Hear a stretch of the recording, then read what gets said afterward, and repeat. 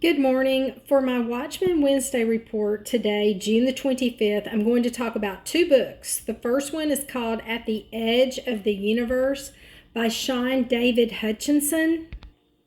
This book is in Escambia County, Florida only. At Pensacola, one copy. Also, it is at Tate and West Florida Tech. It is not in Santa Rosa County. The second book that I'm going to be talking about is one you probably have not heard of. It's called Romeo and/or Juliet by Ryan North. This book is only at one Santa Rosa County school, and of course, it is Navarre High School. Two copies at Navarre. It is nowhere else, and it is not in Escambia County. So let's talk about the first book.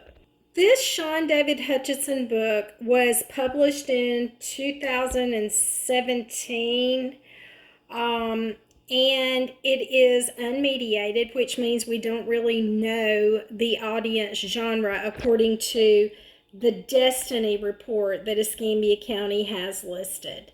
Okay, this is the one on At the Edge of the Universe. Let's talk about this book. Okay, I'm using the PDF version here, and I'm on page 67. We've got references to scouring the web for porn right up here. Let's keep going. That's minor. But then on page 119, it doesn't take long into the book, we have some gay porn. He kisses him. But as I stared at his face, his lips, his wild hair, as our arms touched and I took his hand, I realized I wanted him to kiss me again. He pulls towards each other. He unbuttoned my shirt. I'd pulled his over his head. We tugged our pants down around our ankles. Calvin kissed my chest and stomach and hips, teasing me. And I thought about how there might have been a million billion other teenage couples having awkward, almost sex in cars. I pushed those thoughts away and squeezed onto the floor between Calvin's legs. Before I went down on him, I looked into his eyes and said, "You okay with this?" Of course, he nodded and smiled, sweaty and sticky and panting. We rushed to and through the savage crescendo and then quickly retreated to our own seats. So we have an oral sex act here. Let's keep going. And if you're not quite sure that that's what occurred, it even spells it out for you. Post-orgasm embarrassment. That's on the same page. On the very next page, 120, he's discussing he felt like he cheated on Tommy. And then he even makes a reference to the smell of sex radiating off his skin. Of course, that's a reference to the oral sex that just occurred. On page 191, we have an entire discussion of masturbation. He talks about he waits till most of the time I had to wait for him to leave so I could finish my business alone. You guys have it so easy. A couple of tugs and you're done. For me, getting off feels like cracking a safe. And this, he continues talking about genitals on the outside. It just goes on and on. And at the top of that page, we even hear their comments, "Don't stop, don't stop." And then he would come. So obviously this book, again, this is why we don't trust librarians completely anymore. This book is a total violation of 847, and yet we have it in one of our schools. Let's go look at another one.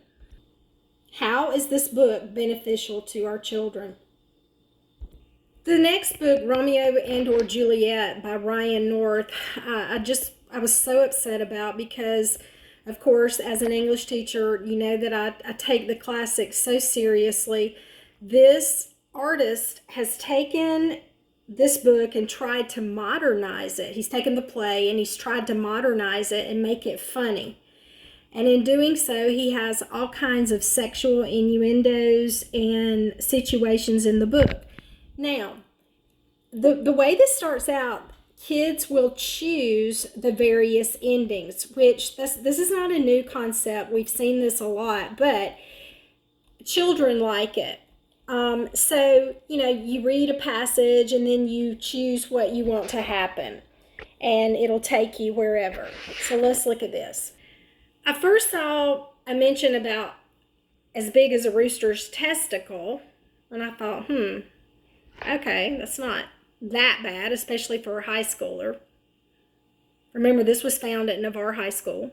But then here's a section on page 162 of the PDF where the father is talking to his daughter Juliet that, okay, you're going to have sex, you've fallen in love with Romeo, and we need to talk about what sexually interests you.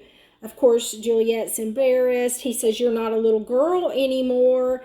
And if you're going to be interested in boys, I want to talk to you about the mechanics, the risks, and yes, the great pleasures of performing sex acts with a reproductive partner. And then your father and I perform many sex acts with each other, your mother says, often to completion. Of course, they've got to get this little stab in there on page 166. This is a possible ending that a student might choose. If you marry a woman, I guess that means Juliet was into ladies all along. That's cool too. Or she might even be poly. Something to think about, huh? The night of the wedding, of course, this author tells us that Juliet's waiting for you because you're Romeo. You're choosing to be Romeo here. You're getting even hornier. And then you scroll down and you can choose your sex scene. So if the student clicks on the sex scene, okay, you can click here and the sex scene ends, or you can click here and it'll tell you the sex scene. Now, you fill it in. You fill it in with organs, different things. It's like free association. And of course, you get the point. At least it's not super graphic. But, again, this is certainly, different from the original Romeo and Juliet. The sexual innuendos and puns go on and on. On page 599, of course, here's an ending to one particular part. Oh, I almost forgot, your parents arranged for you to marry their friend Tom Paris. You marry sex, murder him in a couple of days. This is a particular ending. And then, of course, also having lots of cool sex you would have been great for. But the thing that I cannot believe, yet again, that a librarian has not checked out is at the end we have tons of unvetted links. And these are some of the artists. And I looked at the very first one. And this author, of course, is the author of some Joy sex toy books or sketches or whatever. So I decided to go to her link, which is advertised in this book. And I'm at ericamoen.com, which the book advertised, and I see, oh wow, she's the author of Let's Talk About It. Probably everybody on here has heard of that book. Oh, Joy Sex Toy. But I'm just scrolling down, looking around, and look what we see. And this is advertised in the back of the book with the link. Unreal. And I'm sure that I could click on these other pictures and get my eyes full. I choose not to. However, this is in front of our students. By the way, this leads me to Mature Comics. I just clicked on her Oh Joy Sex Toy, and voila. Get your eyes full. Wow. Navarre High School. Entire discussions about gender, non-conforming, and all this stuff.